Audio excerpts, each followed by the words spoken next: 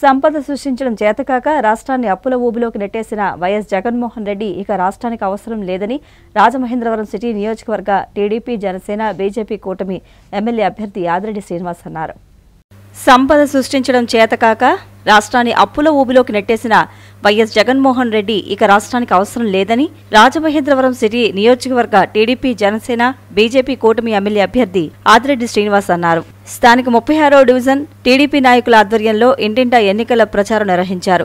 ఇంటింటికి వెళ్లి సైకిల్ గుర్తుపై ఓట్లు వేసి రాజమండ్రి సిటీ ఎమ్మెల్యే అభ్యర్థిగా పోటీ చేస్తున్న తనను కమలం గుర్తుపై ఓట్లు వేసి ఎంపీగా పోటీ చేస్తున్న దగ్గుబాటి పురంధరేశ్వరిని గెలిపించాలని కోరారు.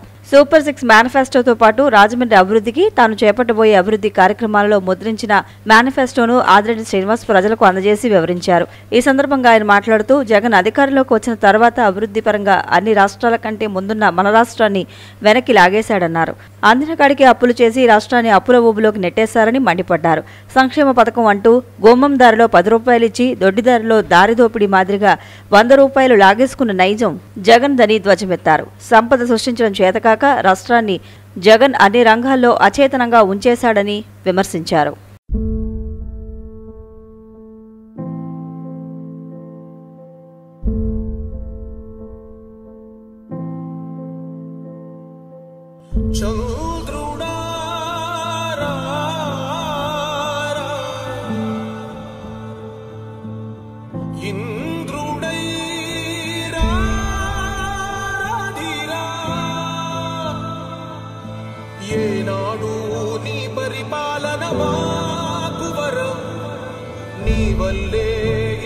రాష్ట్రపు సంక్షేమం సత్యం నిత్యం సఫలం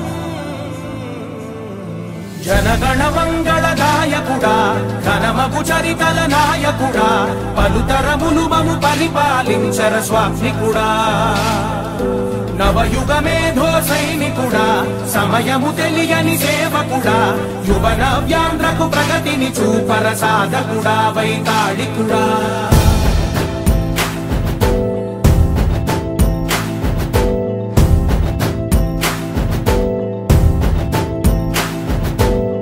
ప్రతి ఇల్లు నిన్నే నిన్నే పిలిచింది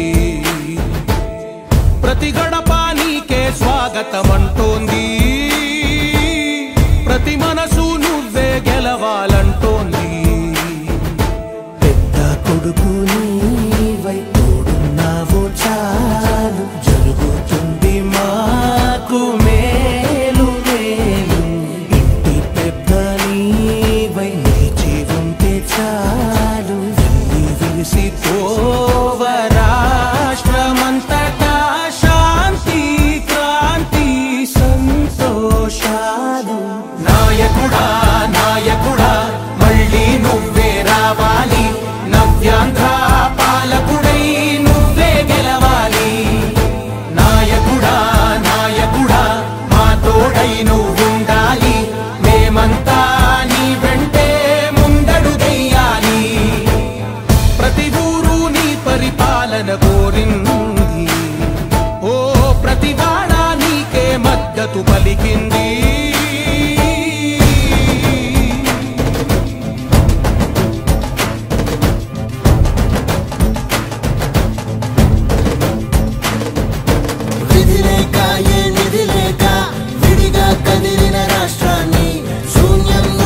సౌభాగ్యానికి నువ్వే మార్చావు ఆత్మ గౌరవ గీతికవై మా జాతి పౌరుష దీపికవై నవ్యాంధ్ర జనతా సారథివై నడిచావు నడిపావు మా బంగారు భవితనువై మా రానున్న చరితనువై మా ప్రియతమ నేతనువై పిలిచావు గెలిచావు సగమున ఆగిన ఉన్నతి కోసం ఆంధ్రుల కల అమరావతి కోసం ఓలవరం సాకారము చేయగా పొంగిపోతా ఉంది ఆవేదన పాదించగరే పటిదారికి దీపము నీవై రాష్ట్రము నేలగరావా రావా నాయకుడా నాయకుడా మళ్ళీ నువ్వే రావాలి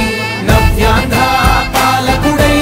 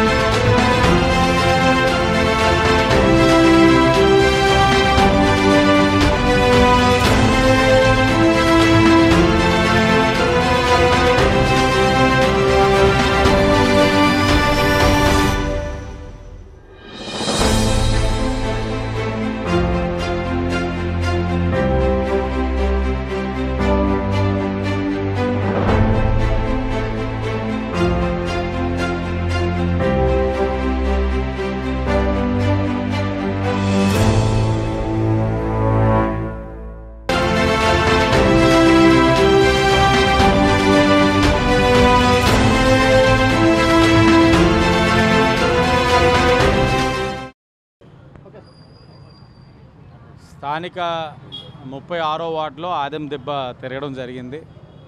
ప్రతి ఇంటికి వెళ్ళడం జరుగుతూ ఉంది. ప్రతి ఇంటి దగ్గర ఒక సమస్య. ఆ సమస్యలు కూడా పెద్దవి కావు, అలాగని తీసి పాడేసే సమస్యలు కాదు. నిర్లక్ష్యం అంటే మనం మన స్వార్థం కోసం ఏదో కొన్ని అంశాలని పట్టుకొని ఆ అంశాల మీదే ఈ 5 సంవత్సరాలు తిరుగుతూ ప్రజలకు ఆరోగ్యాన్ని సంపూర్ణంగా నిర్లక్ష్యానికి వ్యవహరించాం. 5-5:30 తిరుగుతూ ఉంటే దోమల దండయాత్ర, ఎక్కడికక్కడ డ్రైన్ నిండా చెత్త. వాళ్ళు చెప్తున్న సమస్యలు ఒక ఆలోచన కలిగిన నాయకుడైతే, చిత్తశుద్ధి ఉన్న నాయకుడైతే వీటిలన్నింటినీ పరిష్కరించగలుగుతాడు. కానీ మన ఆలోచన అంతా దేని మీద ఉంది? అయితే 25% మీద ఉంది, లేకపోతే ఇంకొక వైపు సుందరీకరణ వైపు ఉంది. ఈ 2 అంశాల మీద పెట్టి నగరాన్ని దారుణాతి దారుణంగా మార్చేశారు. అలాగే ప్రతి ఇంటికి వెళ్ళినప్పుడు వాళ్ళు అడిగేది ఉద్యోగ అవకాశాలు.